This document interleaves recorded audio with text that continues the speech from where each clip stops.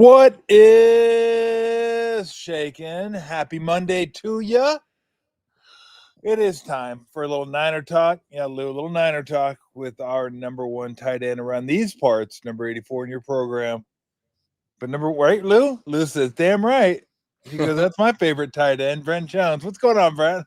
Tommy, well, at least Monday's okay, but Sunday was ugly. Sunday was, I said yesterday, it kind of felt like the levee broke. Like they were keeping it together and, plugging the dike and sticking the fingers in the cracks and trying to do it. And yesterday it just busted. Yeah, yesterday was like the first game, even though I still think they battled really hard and fought and gave themselves at least an outside chance to hang around. I felt like yesterday was just like, damn, we can't do anymore. This is all we got, and Houston took advantage yesterday. Yeah, which words I didn't think I'd hear. Houston took advantage, but yeah, exactly. That first half might have been the ugliest I've seen in a long time, and that's a lot of ugly. It was a lot of ugly. Man, we just got ball controlled to death. 7, 8 yards. But, the one thing, we had no pass rush. And so, first of all, that's where it starts. CJ Stroud really hadn't been playing up to par. No. And we made him look like he was MVP. But you give any NFL quarterback that much time. But we had broken assignments. We couldn't stop the run. You know what was driving me crazy? We get into third. I mean, they felt like they converted every third down. I know that we stopped them a few times, but just 9 for 16. Yeah, felt like 14 for 16. Felt like 17 for 16. Yeah, and what's up with it's 3rd and 7 or 3rd and 8, and we play off like 10 yards, or we bail. We show man and we bail out. And it's like that I don't get. We're given more cushion than freaking. I wish I had a good cushion joke. How about Sleep Train? Or there you go. We're given more cushion than Sleep Train with the pillow topper. There you go, the pillow top. I mean, what's up with that? Like tackling a guy when he gets the first down, every third down, really doesn't help. Yeah. Does it? Kind of defeats the purpose, actually. Blown assignments. You saw some guys being freaking wide open, like with nobody around. Contain. We lost the edge multiple times. I think to your point, the dam broke. But I got tricked into thinking last week we got the dam covered. Yeah. Damn it. I don't think I'm not sure now. I was thinking, wow, and maybe this is just going to be the case week in and week out. Got a lot of new guys, got some young guys. I'm not going to say anything other than they rallied for us last week. This week, not so much. And it's probably going to be a week-to-week thing. Like some weeks they're going to show up and maybe some weeks they aren't. But, I did not expect that at all. Houston had not been playing that well at all this year. At all. And they were missing a couple of key guys. And I was thinking, this is a no-brainer. And maybe our team was thinking that too. But we really didn't do anything well. You know what I think? I think they're not as good defensively anyway.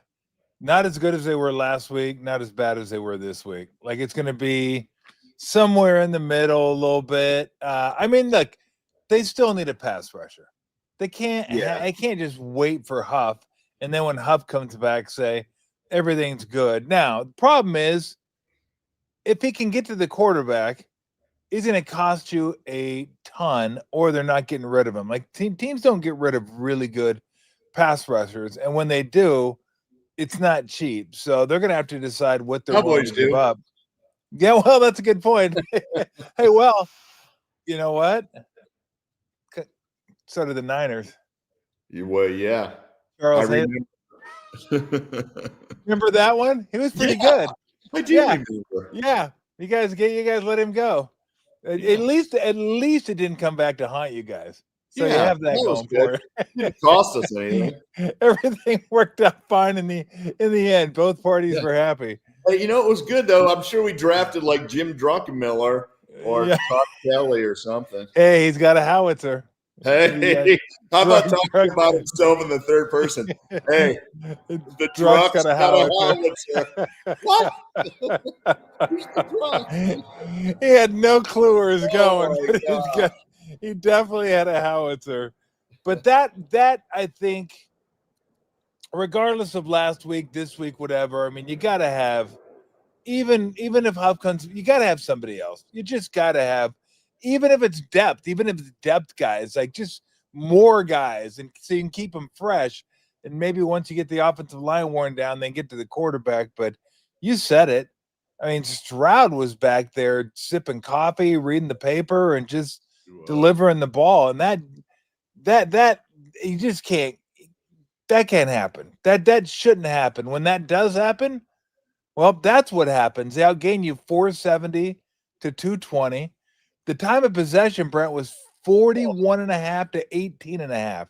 I mean, you just don't see that in an NFL game. It was painful. Like I kept thinking, all right, third down, we're going to stop them. No, first down, first down, and it just kept happening. And we kind of made a little mini run in the second half. If Lenore catches that interception and goes down, and he said he looked at the clock. It's like, dude, I get it if it's like a square out pick six and you're running down the sideline, but it's really tough to score on an interception zigzagging through the field. It's like, no, just go down, let Eddie Pinero get us 3, and it's 16-10 at halftime.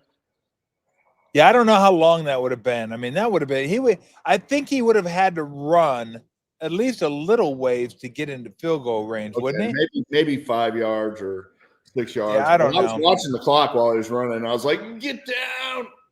Then I was yelling, pitch it. Go Cal. Cal.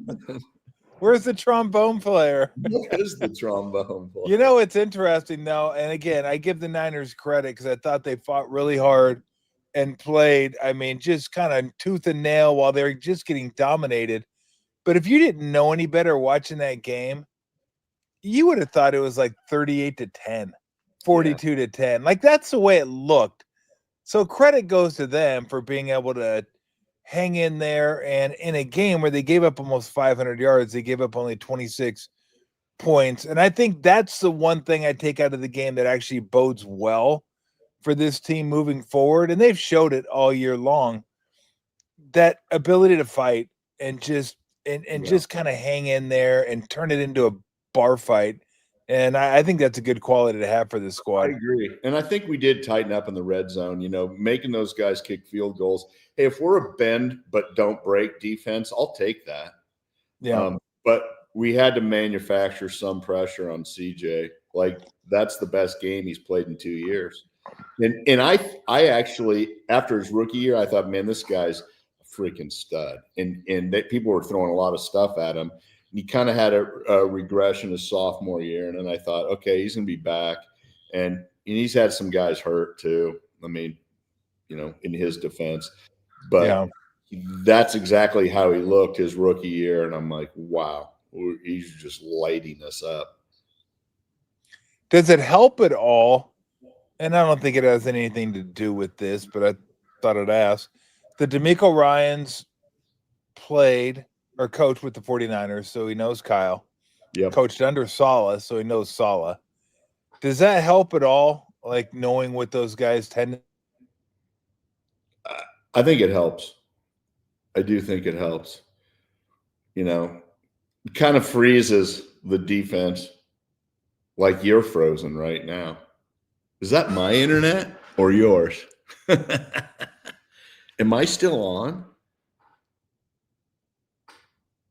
I don't know. I don't know how it is with the podcast. I don't think it's my internet. Maybe I'm hosting my own podcast right now. This is great. What happened? You froze. I froze? Yeah, I kept talking like it was like I had my own podcast. It's kind of fun. I didn't know. The whole screen went black. Oh, I wonder if I was saw still like on. I saw like the circle of death. No, I didn't know where you were gone. There you go. No, I was still You took talking. over the show. Oh, it I was was a Brent talking. Jones takeover. I wasn't sure, but I was talking because I was thinking, is this my internet? Is this Tom's? Who knows? I'm going to keep going. This is my show. You've taken over the show. What's happening? What's shaking? Oh my God, that's funny. You just take over. I didn't So know. I guess I didn't need to. I guess you've already given the answer, so I don't really. No, I I didn't. don't need to go over. Amazing thing. No, it does help. It does help. Now, does it help 30%? No, but he's certainly aware of tendencies, right? And that's and from both of those guys, it's certainly an advantage. But man, I think they were just playing better. You know, both offense and defensive line, they hammered us, you know, for the most part. And then, you know, we have to figure out our receivers. You know, we really do. Yeah. I don't think Kendrick was a big deal yesterday. Juwan had a couple drops, a penalty. Some people are coming down on Juwan, like, we got to get rid of this guy. I'm not quite there yet, but man, his body language and all the holdout stuff and all the other things, like, last year, that sucker wouldn't drop a ball. He was making ridiculous catches, coming up, being tough. And this year, he's a little more lackadaisical, which I just wonder if the negotiations in his head and he's kind of like, you know, screw these guys. I'm not going to be here after this year, whatever. I don't know, but that's not good. My other thing is, I know Matt Jones has been solid carrying us, but dude, you got to throw it to George Kittle. Like, it doesn't take a rocket scientist to realize that we've got George Kittle back. And last game he caught 0 passes, and he caught what, 2 this one? One was great. 4. Oh, did he catch 4? Yeah, he caught 4 for 43 and a touchdown. Oh, maybe I left the room when he caught a couple. But still, they weren't on the field very long. That's an 8 or 9. Yeah, maybe I sneezed and it was 3 and out. What, they punted? Are we punting again? But yeah, no, we need. I mean, he's got to have, you know, 10 or 12 targets in a game like that. But I don't know. Offensive line was. I mean, we're kind of hammering everybody. Offensive line wasn't great. Yeah, man, Anderson was killing us. Oh my God, Anderson's a stud. Great for him. He's a stud. Holy cow. He's a stud. He's good, but like, man, nobody could block him. Well, I think McKivitz to me is like your average NBA official, where maybe if there was a bunch of other really good officials, he wouldn't be in the league. But because there's not a lot of great officials, he's in the NBA, and you're like, he's not great. And I don't mean to say that if there's a whole bunch of guys like McKivitz isn't in the league. I'm not saying that at all. But I think it goes to show you, because I mentioned this last show or the show before, they signed him to that 3-year extension. But it wasn't for a ton of money, not by tackle standards anyway. Yeah. And it's because there's just not a lot of those guys that could even play halfway decent at tackle. So, I mean, McKivitz to me is just kind of what he is. He's okay. He's nothing special. He's not going to kill you mostly, but you've already got like damn near $40 million sunk into your other tackle position. So it's hard to spend that much on your right tackle, but he's just okay. I have a hard time like killing him, because I don't I mean, this is even more damning, and I don't mean it this way, but it's going to come off this way. I just don't expect that much from him. I just don't. I don't think he's going to be great. I think he's going to be okay. You're I know it sucked. It You're is. mean. It was like it was like without trying to be. It was. I think it was worse that way than if I'd have just killed him. It probably Like was. Now, yeah, it's probably worse when you go. Look, it's not your fault. You're just not. You're just crushed not good. him. We crushed him. I crushed him last year, but I'm gonna say this: he's worked hard to get better, and there are some games where he's played fine. It's just, man, a real good pass rusher he has problems with, and it's like, bam, he can give up the corner so fast, and it's like, ooh, bam, and you're like, what the heck? And it's like. You gotta at least be able to. You can't whiff or have a guy run right around you. You gotta at least get something on the guy. At this stage in your career, you can't like have an ole where you're waving the old. Got the cape. You know the cape going like the bullfighting. Exactly. Ole, woo, ole, ole, ole, ole. Yeah, that's soccer.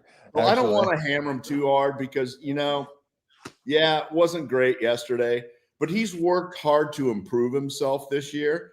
And so it's the hardest thing to do as somebody commenting on a game is not just to throw out blanket statements. Because I find myself doing it sometimes, and it's not always right. No, again, I think he's okay. Yeah, and I think look, saying I don't expect that much from him, that's kind of like that. That's a slap. It doesn't have to be, but it's going to be perceived that way. He's all right. He's just, he's all right. He's all right. Look, it's what happens when you have 5 or 6 guys in your roster that make top end money. Like, not everybody can make top end money. They have 5 or 6 guys in their team that for their position are making top of the market money. I mean, you got to find some guys that are just, okay, that you feel like can fit your system, and they're just going to be good enough. Because if that's the way you're going to build your roster, and I'm not sure what the right answer is, but if you're going to build your roster that way, you're going to have to sign some of those guys. You're going to have to hit your draft picks, all that.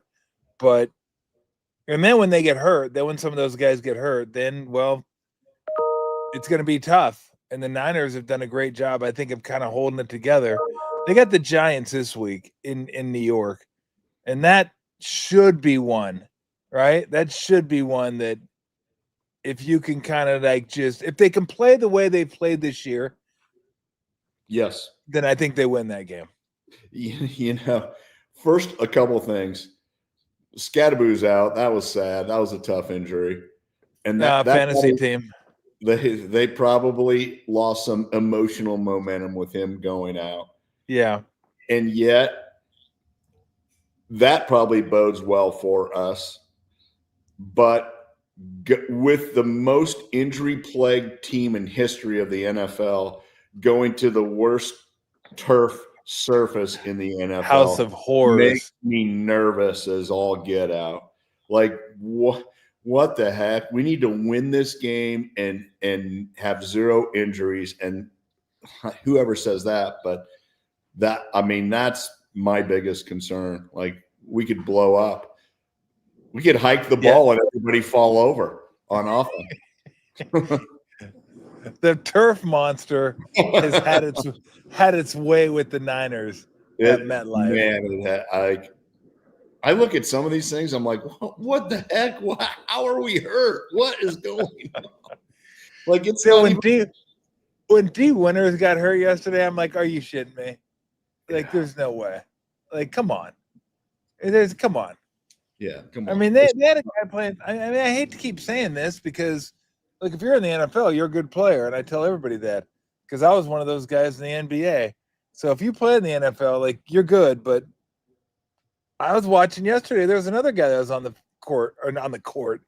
field playing linebacker. I'm like, who's that dude? Like, who is that? I forget who it was. Do you remember who it was? It was because I remember Gifford. No, I think he was probably making tackles though, 8 or 9 yards downfield. Whoever it was. Who was it? I will say this. No, I was watching Tatum Bethune because he had 10 tackles a week before, and I was like, wow. And like I barely heard his name called yesterday. I was like, wow. It's man. I get it. Like it's young guys. Yeah. Yeah. I'm gonna find this road. It just wasn't a good road trip for us. It was not a good. Now, I mean, look again. We said it. It was bound to happen.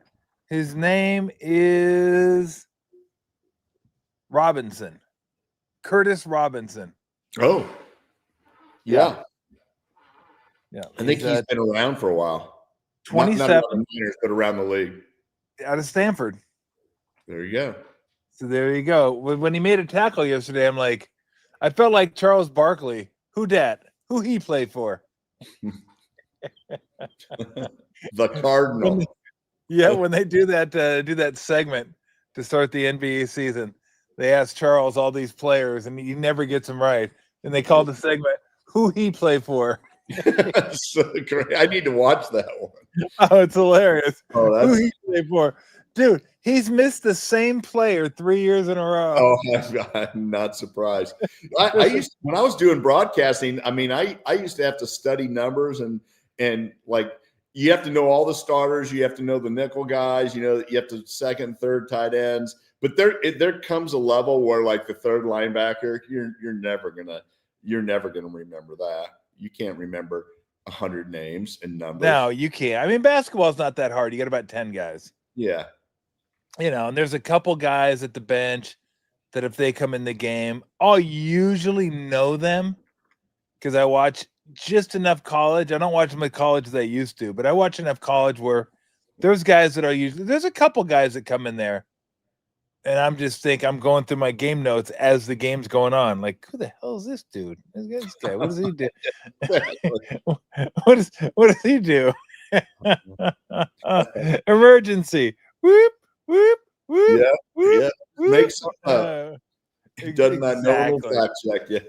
Exactly. So how you feeling right now? 5-3. I was thinking about it last night, and probably wasn't a good time to think about it because I wasn't really happy with the game.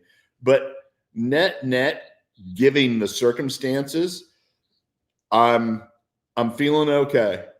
But I will say this, and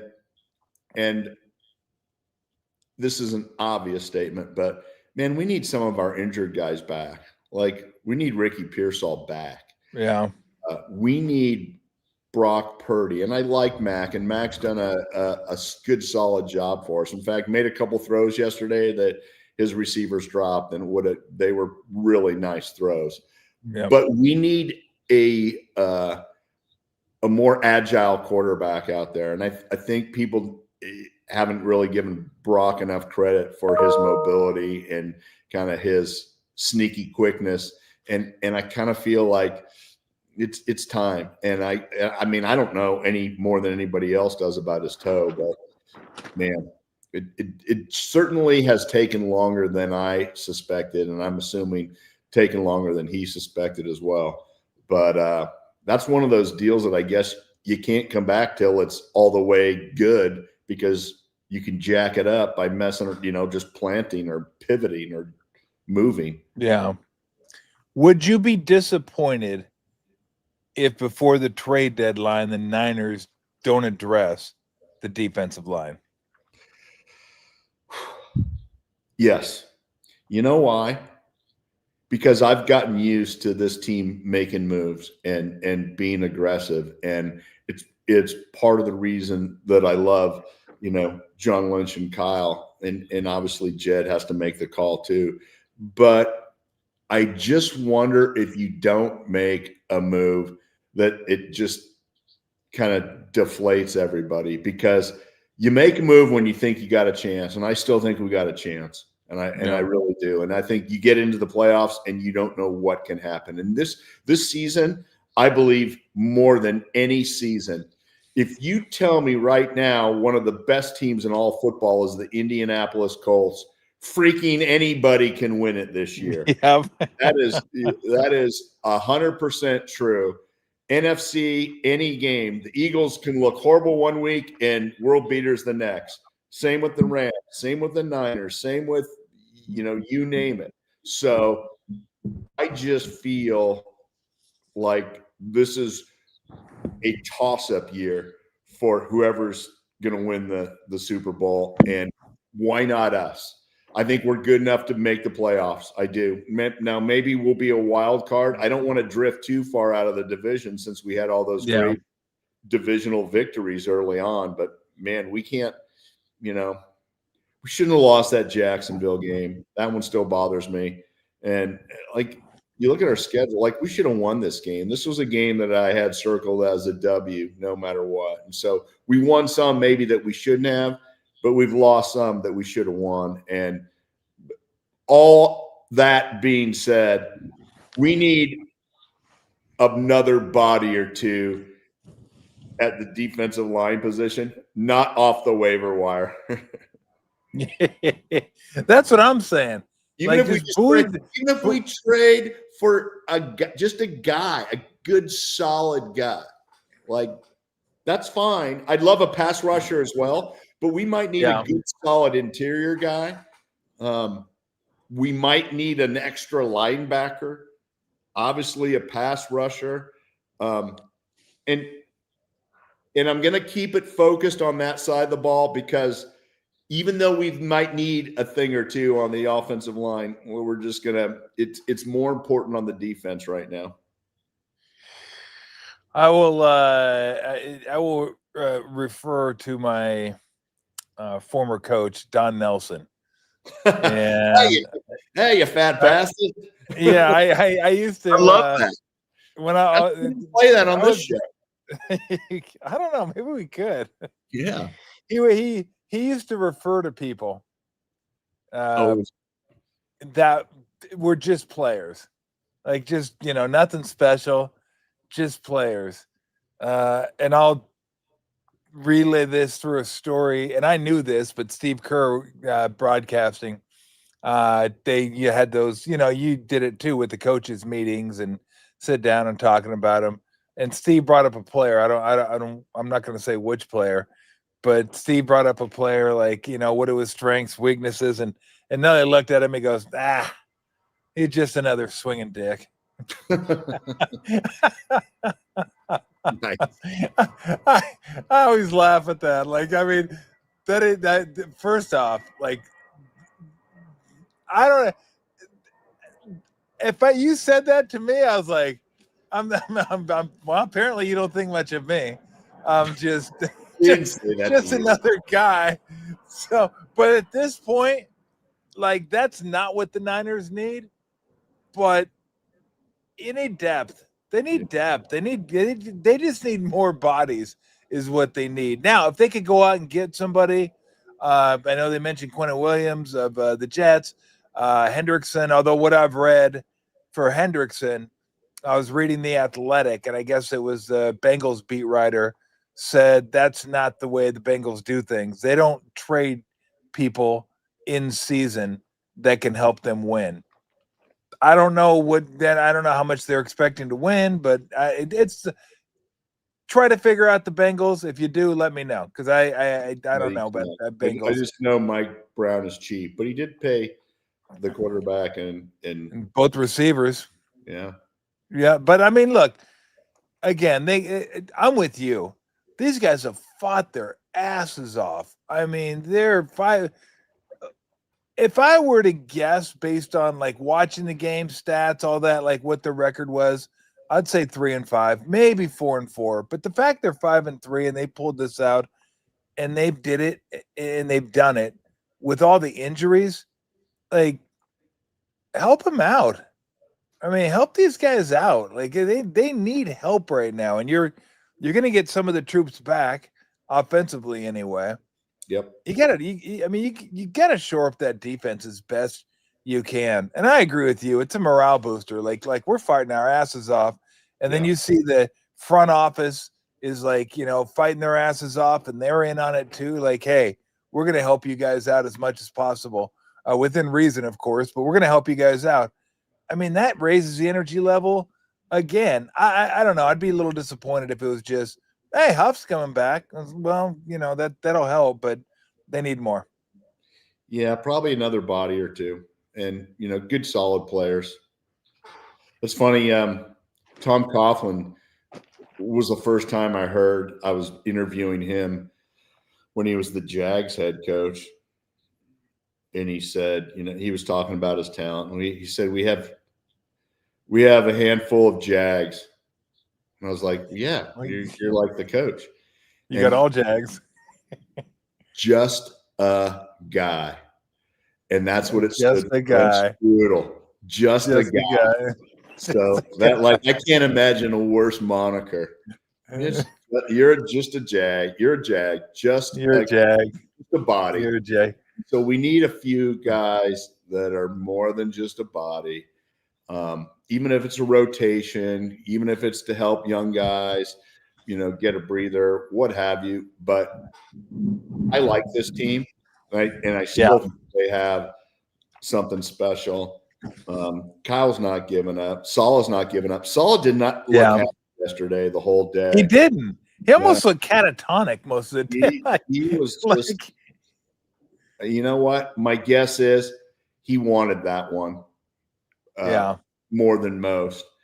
And he didn't come out the way that he had game planned it. So he was probably a little frustrated. But he didn't go around yelling at people like Brian Kelly. Oh my gosh. I was going to ask you about that in a minute. But okay, what's worse? Like, what's lower on the rung?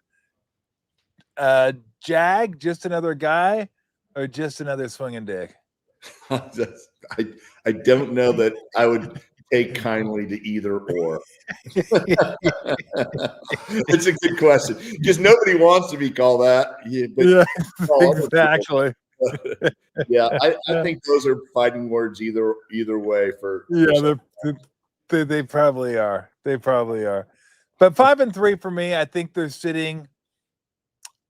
I mean, could they be 6-2? Of course, they could be a lot worse too. Man, I'd take 6-2. I'd be high-fiving right now, which is where I thought we'd be. We just didn't show up yesterday. I mean, man. Again, I thought the levee broke it. I thought it was just, after last Sunday's performance, I just thought, man, this is going to be a tough one.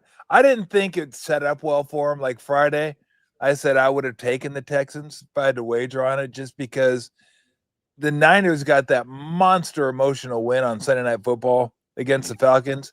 And then the very next night, Houston looked brutal. Houston looked like one of the worst teams in the NFL. Like, they couldn't do anything on Monday night. And I go, the one thing about the NFL, things rarely stay the same week to week. They rarely stay the same. Yep. Yeah. And you got to imagine they were getting bludgeoned in the media. I mean, as much as Houston can bludgeon you in the media, but it just probably wasn't a fun week of practice. So I was like, this is probably going to be one of their better efforts. And it was maybe their best offensive effort of the year. It was. I know it was. Yeah. All right. Let's jump around the league a little bit. Unless there anything else you wanted to hit. Your Falcons. Not way. I mean, they. You know what? You know who they are? There's two teams in the league. They get hyped. They get hyped every year, and they never fail to disappoint. The Falcons are one of them. The Chargers are another one. Oh my gosh! And the Chargers look great on Thursday night. They killed the Vikings, but and I was a Charger fan growing up. I was a Ram fan. I was an Eric Dickerson fan, but I love Dan Fouts. He was like my favorite player. John Jefferson, Wes Chandler, all those guys. Kellen Winslow. And I mean, you go back to Phillip Rivers, LaDainian Tomlinson, 15-1, great offense, great, and then the playoffs, something had happened. Regular season, something happened. And that's the Falcons. How many years in a row now the Falcons been like, oh, the Falcons are on the come. Never. And I mean, Kirk Cousins, good Lord. Geez. You want to talk about an old man. He just looked like he aged 40 years in one off season. Like it was brutal. Poor Kirk. That was no bueno. No bueno. But your Chargers, absolutely. like that's actually surprised me. Who's got it better than us? Nobody. Nobody. Anybody. So did you watch the end of the Bengals Jets game yesterday? No, and I was furious because the Jets won, and I was thinking I was kind of rooting for an 0-17 just to see what happened. But what? So one of my favorite parts. They win. I didn't see the highlights either. They just couldn't. I mean, the Bengals couldn't get a stop. The Bengals defense was just brutal. I mean, the Jets defense wasn't much better, but they got a stop at the end when they needed it, and the Bengals just could not get a stop, and then the Jets got a stop at the very end. The Bengals no timeouts, and that was the end of the game. So at the end of the game, they win, and Justin Fields is getting interviewed, and they didn't ask him about Woody Johnson. I thought they would. Yeah, I think for sure. I guess they asked him about it at the end of the game, like post-game presser. He called it outside noise. I'm like, bro, it's your owner. That's about as inside as it gets when it's your owner. But my favorite part. I don't listen to the fans. My favorite part though was I can't even remember what the question was. I don't even know if he listened to a question, and the answer was, all the glory goes to God, and thanks to God and God. I go, where was God like the first 7 games? Is he on vacation? I mean, what, God just finally showed up after 7 games? Like, what do you blame? That's why I love Stevie Johnson, former receiver for the Bills. When he dropped a ball, a game winner, he dropped a ball and he blamed God. He goes, hey, if I'm going to give him the credit, he's got to take some of the heat too. No, he didn't say that. You don't remember that? It was amazing. It was amazing. It was so good. We had him on too. When the Bills came, I think he was playing with the Bills at the time. Actually played, he played at a JC right over here. I can't remember exactly which one, but yeah, he's like a Hayward kid or something like that. El Cerrito. Maybe he did go to Chabot. Maybe that was the one. Wow. But yeah, it was hysterical. If he's going to get some of the credit, he's got to take some of the blame. For the Jets to win, it had to be God allowing allowing all this year. Yeah, well, it doesn't take too much help from God to get the Bengals to lose either. So let's remember that. I mean, that's God just like going, now that can happen on its own. You don't need any help from me on that one.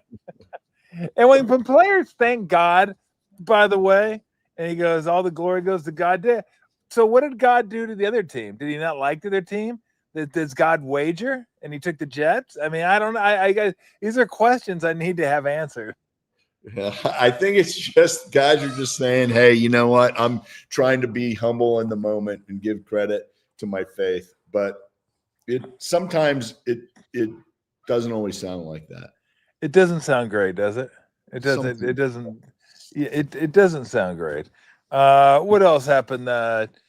Is Aaron Rodgers done? Probably after this year, I think, and I still think he can wing it a little bit, but kind of like Kirk Cousins, you get to a certain age, unless you were Tom Brady, he's the only true anomaly. You just don't move like you used to, and your arm's not as live as it used to be, and the hits hurt more, and it's just probably better for everybody to kind of to walk off the stage at some point. So I would say Aaron Rodgers after this year.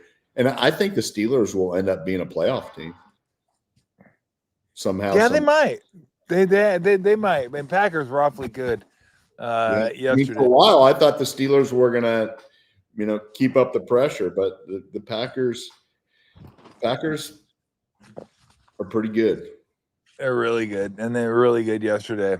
Okay, something I got to hit you with before I continue along the NBA. This is what social media is good for. I had no idea. I was scrolling through yesterday, and I saw a feed. It featured Joe and Steve, and I stopped for just a second. I didn't realize Steve lined up a wide receiver a few times during his career. I had no idea this ever took place. Now, I don't recollect him catching a ball, but he ran a route. Were you there for those? I think I was. I'm thinking about it now. Like, he was probably pushing to get out, like, hey, I got to get on the field. So maybe just to satisfy him. And so he wouldn't be barking in the coach's ear to get out there. That they line him up at wide receiver. I wonder if Joe even threw it in his direction. That would have been funny. No, he threw it to Jerry. Okay. Yeah. The Joe was the best. Like in the huddle, he was pretty funny. I would never mess with him. But just think if Joe would have just said, okay, let me get Steve, let him go across the middle and freaking float it up there and bam. Like, I mean, I never thought about it then, but now it's like that would have been kind of, I mean, I don't want to say funny, but it would have been amusing. One buddy laying out another buddy. Yeah, nice. Oh my God, that's hilarious. Oh, they want me to ask you, are you a beans in chili or no beans in chili? I can go either way. To be honest, I grew up, loved chili straight up. Then beans is fine. It's got to be the right kind of ranch beans. But yeah, in fact, I had some good chili just recently. Where was that? It was in Austin. And it was good. No beans. Yeah. Well, it's funny because I was talking to Steve about that last week, and he said he makes 3 different chilies for Halloween. Like that's his Halloween dinner. And I go, do you put beans in them? He goes, bro, of course. I'm like, what do you mean, of course? He goes, what do you mean beans without chili? I go, have you ever heard of a state called Texas? I don't think you guys don't even allow chili with beans, do you? No. I mean, my wife will cook it with beans if we want or without. Doesn't matter. But Steve's so unsophisticated, like he didn't even know. Like, come on, bro. What? You just have meat, huh? I mean, I wouldn't know this by tasting or being down there and ordering a lot of chili. What I read though, is Texas is strictly a no beans and chili state. Authentically, I think that is correct. Yeah, you can go to restaurants where they'll maybe they will, but most you order chili, it's coming with beef, baby. Yeah, I'm all about the beef. I'm no beans, and I won't turn it down, and I don't disparage people that love chili with beans because that's fine, and I'll eat it with beans. But if I'm making it, it's just straight meat, meat, and I'm like, let me give it a little spice, to the tomatoes. Yeah, I just because beans are gonna get away. I want the meat. I don't want the beans filling me up. I want the meat filling me up. So just yeah, give me some beef. Give me some pork. Usually I go beef and pork, and you know what else I'll throw in there? Throw in there a little more pork with the like hot breakfast sausage, like a Jimmy Dean breakfast. Wow. Jimmy Dean breakfast sausage. I'll throw in there like the hot. That'll spice it up. Jimmy Dean. Wow. Farmer John. That's legit. Hormel. Hormel, exactly. So yeah, it's not quite chili season though. I gotta wait. No, it's getting there. Dana actually made some this last Friday night. It was starting. Did she? It was getting cold. We had a little storm coming in. I'm like, yeah, give me some chili. Yeah, it's definitely chilly weather. For Isn't sure. it funny? There's a certain things you eat or drink during the winter that you won't do it during the summer, and vice versa. You're right. You're right. Usually, Like, you can go chili during the summer, but I won't have like Dana will make this chicken soup with big chunks of chicken and some awesome noodles, and like it's got to be cold weather, obviously, to have that. yeah. Do you got to now? It's since you've been. How long have you been down in Texas now? What, 8 years? God dang! I don't know. Have you bought a smoker? And now my son-in-law has one. Does he? Yeah, because I knew that after once or twice I'd do it, and I'm like, I ain't doing that. I ain't sitting around all day smoking stuff. I'm gonna buy stuff that smoke. let the professionals do it. Yes, exactly. The people that love it, I'm like, okay, you love it, you go do it. Yeah, I smoked. I mean, I have a little electric smoker that Weston and Brenda got me a few years ago. And I smoked a tri-tip. Only took an hour and a half though. That was like really, really easy. You smoke it for an hour and a half, and then you bring it in and sear it. And then we made French dip out of it. Had a little American sharp cheddar, sauteed some onions, put it on it. Then it turned out pretty good. Sounds really good. Getting hungry. Of course, what's the one thing you got to have if you have French dip?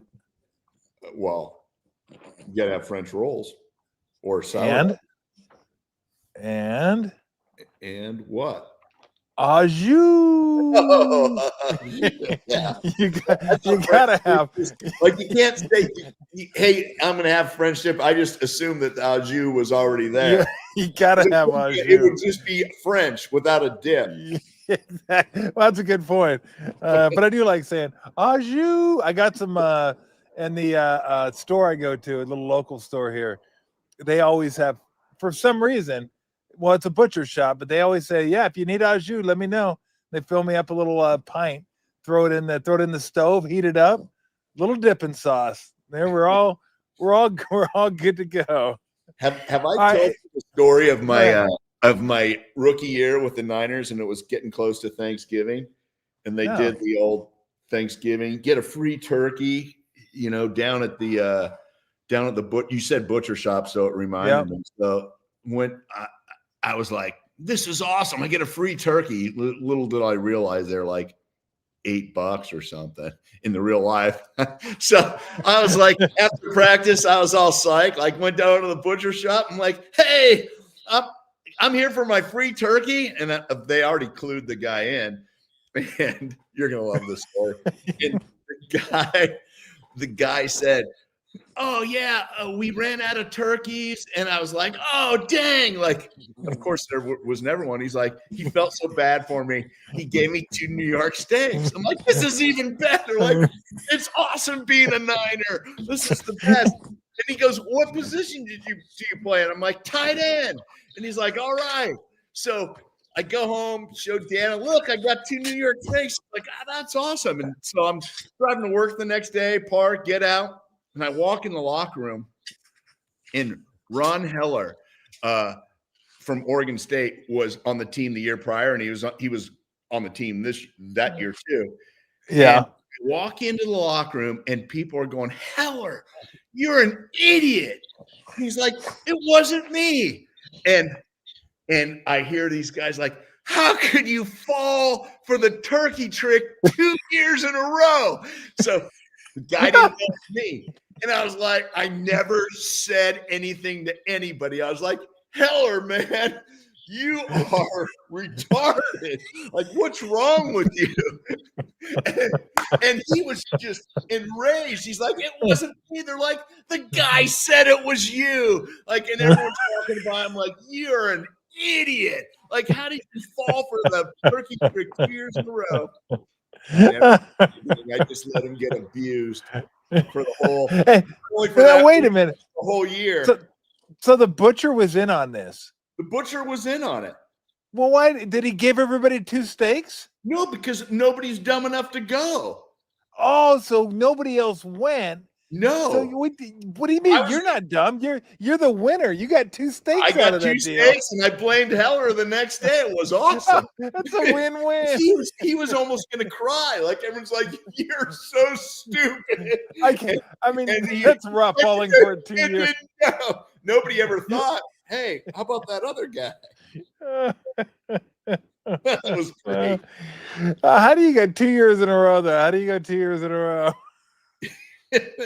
Poor guy. Oh my God, that's amazing. What did you make of the Brian Kelly firing? Man, it was just a matter of time. I know some of the kids that played for him at Notre Dame. He's always been one of those guys that blamed everybody, took all the credit when there was credit, and blamed other people. And you can see him. He used to do this all the time at Notre Dame. He'd be in a kid's face when he's coming off the field, in a coach's face. You saw it at LSU. He's always blaming everybody else. And after a while, that gets old, unless you're Nick Saban. And even Nick Saban wouldn't do that. So I felt like, okay, are they going to pull the trigger? He's 5-3, but the buyout's 50-something million. I was thinking they might have given it another week, but no way. And I felt like it was coming. Like, when he went there, he's just not the right personality to be at LSU. Yeah. He's just, I don't know what it is.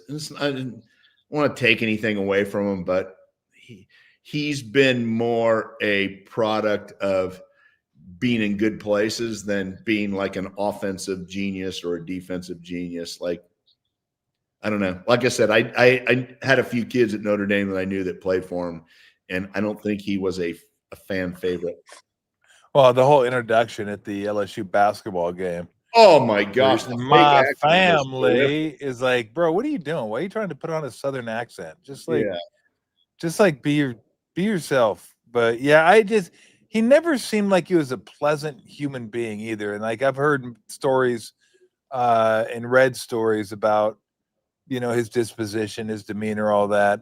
I read a story today where one guy said he was a starter for him for 2 years, and he's not even sure he knew his name. Like, didn't know it for certain, didn't know his story. Yeah. And it's harder in football than basketball. But I think that's the one thing. If I was a coach, never going to be, but if I was a coach, it's the one thing I'd make sure I knew all the players, I knew their names, I knew their stories as much as possible. Tried to know their parents' names. Just, try to get in touch with the kids and try to get in touch with your players a little bit, just on a human level. It can't all be business where you just show up to work and punch a time card, then you leave. I mean, there's a camaraderie to this, and the players have it. And the coaches will never have it with the players like the players have it with players. But the players got to feel like you care about them on some level, and if they don't, then it's just like mercenary type deal. Players know. I mean, have you seen any player come to his defense? I haven't. I haven't yet. Come out there, but I have not seen any. And the players know, because it's Thomas, those little things that I don't think he really took the time to do. I don't think he really gave it. And so if you don't know guys' background, it's so weird, because if you're recruiting kids, you'd think that you'd know them, you'd have a connection with them, you'd have a relationship. He ditched Notre Dame in the middle of the night and threw him under the bus and went to LSU. And it's like, you know what? A little bit of what goes around comes around. So it was hard to feel sorry for him. But he's not a good fit for LSU. Now, Lane Kiffin is a good fit for LSU, in my opinion. Yeah. Yeah. Who do you think, what is, in your opinion, the best job out of the three? LSU, Florida, Penn State? Great question. I think,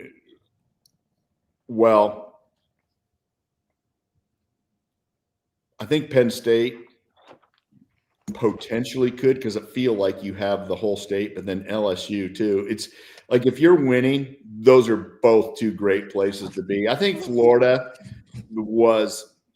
I think they're going to be good. I still think it's an anomaly. I don't know that they're going to ever be a premier team again. You haven't seen Florida State for a while. All the Miami schools were kind of running the table.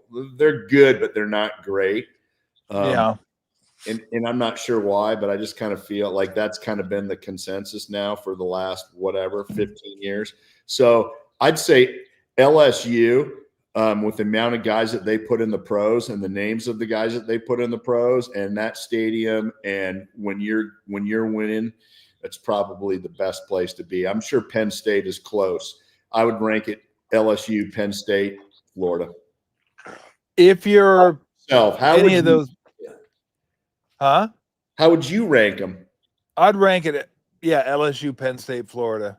Okay. I think LSU, I mean, the recruiting, the players they get just out of Louisiana, are incredible players. And then they're neighbors with Texas. Texas may be the best recruiting state in the country, along with Florida and California. But Texas is right there. So I think LSU, and you don't have to battle. I mean, Bama's not Bama anymore. So the SEC is a little more open. And I know.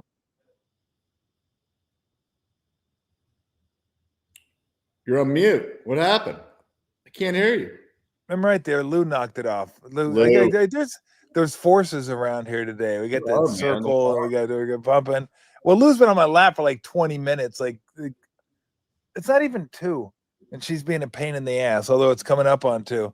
It is. But Pennsylvania and Ohio are pretty fertile, but you got to battle Ohio State all the time. Michigan's going to probably be pretty good. Oregon, in the Big Ten. So, I mean, not like the SEC is easy, and I think Penn State's a great job. I just think LSU is like a little bit better. What would you think about Penn State hiring Urban Meyer? I mean, it'd certainly be a flash, right? It'd be a big name, big momentum in recruiting, I believe. But it's tough to replicate success once you've been out. I think the game has changed in the handful of years that Urban's been out. I think NIL's changed drastically, and so I'm not going to say he's not a very good coach. And they're going to have to offer some ridiculous number for the big names, like $20 million a year. I think to pull out. Yes, I don't know that Saban. I think Saban's wife said you're done, but Urban Meyer, I think he could still come off the broadcast bench. So I think it'd be interesting. I love interesting stuff for college football instead of just hiring a coordinator or someone you hadn't heard of. I'd love a big bang hire for sure. I can't imagine. I mean, Norvell, if Florida State keeps going this way, Norvell might get let go at some point. I think he's. I can't remember a year in college football where so many premium jobs are available. I mean, these are like Florida State isn't quite Florida State under Bobby Bowden. Like, they're not that level anymore. And I agree with you that Florida's maybe a little bit of a notch below LSU and Penn State, although with Spurrier, they were on fire. With Urban Meyer, they were on fire. So it's still a good job. But, I mean, LSU, Penn State, you're talking about, what, 2 of the top 6, 7, 8 jobs in the country? I mean, minimum. I mean, that's whoever the number 1 coach is, he's going to make a ton of money because they're going to get all these schools bidding for his services. You're right. I've actually heard, and this is kind of wild, I've heard Lincoln Riley's name from a few people, not in the media, but a few friends. And I was like, I guess SC would let him out of that deal. I think they would. But I think college, you know what, Brent? I think college is so much about fit. And like, are you like if you're going to coach Ohio State, Michigan, are you a Midwest person? If you're going to coach LSU, are you a Southern person? Like, I think that has something to do with it. Although, look, Saban won in the SEC, and he's not a South guy. He's like a West Virginia guy. So he's not, I guess if you're that good, it doesn't matter. But I think culture has something to do with it. And I don't know if Lincoln Riley ever feels like he's fit in Southern California. Yeah, I agree. I don't know. I agree. And who knows? Yeah. It's weird to me that you can't be successful at USC. Here's one other Yeah. name to throw out. Okay, you ready? Yep. John Gruden. You think Gruden want to come back? Yep. Really? If Lincoln Riley left SC or LSU talked to him, it's not that far off. That's my dark horse. Wow. I thought he was having too much fun opening boxes of swag from Bowling Green.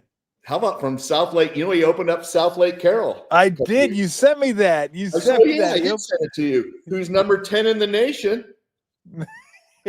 That's pretty good. How do you get to one? Like if you win all your games and you win the state championship in Texas, are the teams in Florida or whoever else is number one? I don't know.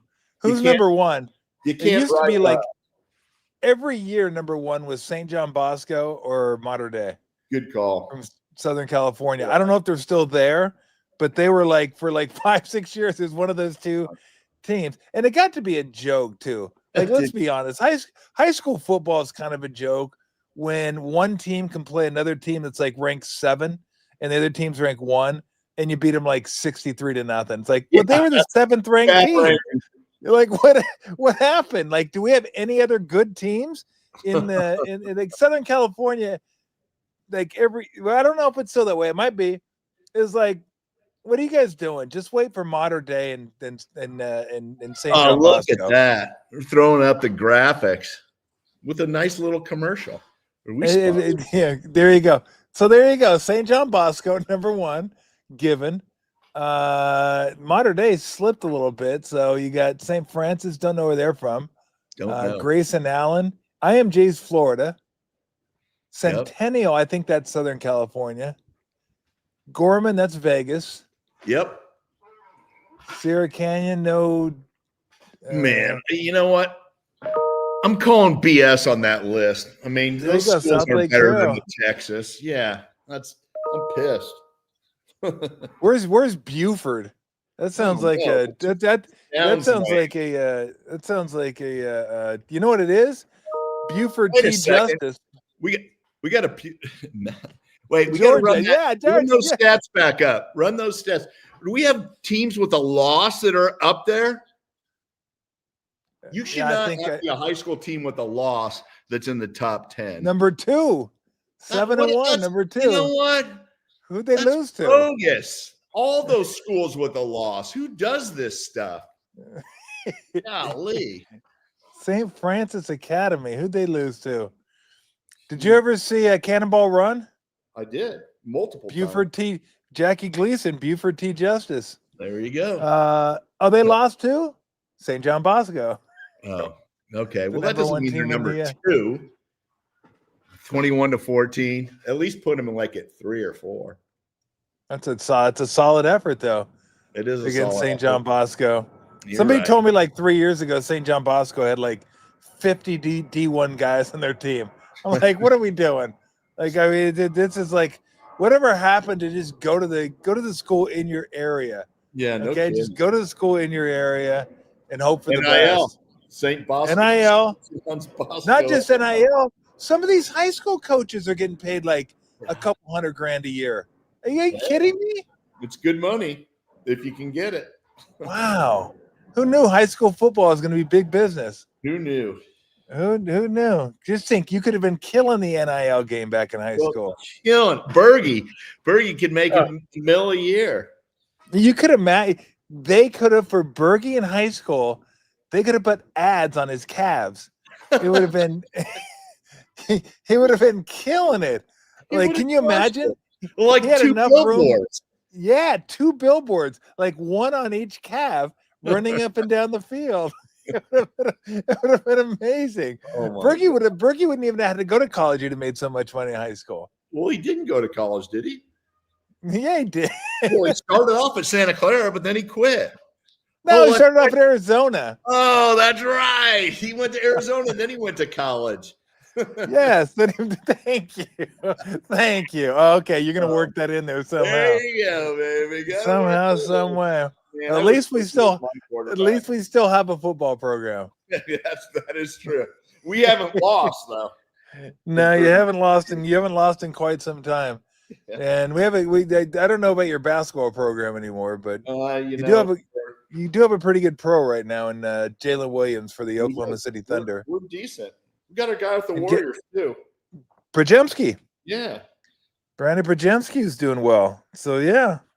And then and you'll always have number 15 beating number 2. Always very sad. I wasn't even throw that out there. It's just always sad. It's so old. Always sad. I didn't know for a while that Randy Wynn was on that team. Yeah. From the Giants. Yeah, I knew Steve Nash was on the team, but yeah, I didn't even know. It's sad. It's sad memory. Sad memory is what it was. I'm sorry. All right, brother. I'll let you go. All right, brother. Let's hope for better results in the Meadowlands. And I know it's a weird thing to say when you said let's see if they can get a win and stay injury free, because that's what you hope for every game. But it seems like you almost have to say it going into MetLife. For sure. Let's have a happy Monday next week. Happy Monday, a warm Monday. We can dig into our trick-or-treat candy. There you go. Oh, by the way, before I let you go, you guys get a lot of trick-or-treaters? No. We got a big long driveway, and I got a gate out front. So a gate in the community or a gate out in front of the house? A gate out in front of the house. Jesus, you just keep everybody out, don't you? No riffraff, baby. Damn. Oh yeah, I'm sure there's a lot of riffraff in your. I'm sure there's a lot of riffraff in your neighborhood. There is not. Brent's like, yeah, we don't get a lot of trick or treat. You don't get any trick or treaters. Are you kidding me? Can't get in. Can't get in. You can't get in. That's unbelievable. Golly. I'm not home. I'm out with the grandkids. So you're trick or treating. Yeah, or I go walk around with them and watch all the little kids. It's kind of funny. Oh, okay. You dress up? Not really. You don't wear like a Jones jersey, 84 jersey? No, I actually did dress up one year. One of our good friends, she went to a hotel and had bed bugs and had like bed bug bites all over the place, and it was just like a disaster. So a couple months later, I had to dress up as a bed bug. Just to surprise her. Oh God, that was my one good costume, man. Did she enjoy it? Oh, she did. It was awesome. All right, tell Dan I said hi and enjoy Halloween with the grandkids. All right, buddy. You too. Be safe. All right, Brent. I'll talk to you Monday. Okay. Bye. See you, brother. Oh man. All right, we are going to get on out of here. Lou's like, if you could tell, Lou's been a pest all show. And she's in my lap, jumping up and down. Not really jumping, but just squirmy. Just squirmy. So I'll be at Longbridge later on today. So if you want to head on over, I'll probably be there around 4:30-ish, somewhere around there. I got to go do some grocery shopping. So after that, I'll be taking off. But 4:30-ish, 5, I'll be there till probably 5:30, 5:45, whatever. I'll figure it out, depending how far away Longbridge is from Chase. But Paulie will be there. Tony will be there. I think Rod Brooks is going to show up. So come on by, hang out at Longbridge, enjoy the watch party. They're going to be watching the Grizzlies, the Memphis Grizzlies, and the Warriors tonight. Should be a fun game. Looking forward to them getting back home for a back-to-backer tonight. Grizzlies, tomorrow night, Clippers. Like, this is what I'm dealing with for the last half an hour, and it just turned 2. Lou does not give one damn about the show at all. Like, zero dams. And the only bummer part about tonight's game, it's not really a bummer. I love doing the games, but World Series on a night. I love watching the World Series. And then I'm going to miss tomorrow night's game too. So maybe they won't put it on TV and I'll get a chance to watch it when I get home. But you saw the recipe for success for the Blue Jays. Run up the pitch total on the starters, get to the bullpen, and then do damage. They did that in game 1 against Snell, and then they lit the bullpen up. Dodgers, starters go deep into games, and you can't go much deeper. You can't go much deeper. than a complete game, back-to-back complete games by Yamamoto in the playoffs. I mean, that's just so impressive. You don't get that anymore. It's awesome to see. And as much as I would love the Dodgers to lose, once he got into the ninth inning, I was just rooting for him to finish because I want other managers to let their pitchers go a little deeper into games. Like, it's possible. You can get guys to go deeper into games. So, all right. Okay, that's okay. Good Lord. You're a little bit annoying today. You're a little needy. A little needy. You want to apologize to people? Huh? I got her doing this. I don't know if you guys could tell. I had Kid over here rubbing her head against the mic, just doing that cat thing. And so it's deal with this for like a half an hour, like literally a half an hour of this on my lap. It's like unbelievable. I think she knows I'm doing something too because she's quiet. She doesn't really bark, but she's getting ready to. Like I'm really testing her patience right now. So thanks for joining everybody. Like, subscribe, all that good stuff. Today, Longbridge, they're going to be there at 3:30, I think. So show up whenever you want. 3:30, they're going to have the watch party. I'll be there 4:35, right around there. But I will be there. And then Rod Brooks is going to be there too. Daniel will be there. Max will be there, I believe. Thank you. So we're going to have a good time. Little pizza, little beer. Probably won't have much. They gotta work. But hopefully I'll see somebody there. So if you happen to be in the area, stop on by, say hi, and I'll see you there. If not, we'll see you back here on Wednesday. See ya.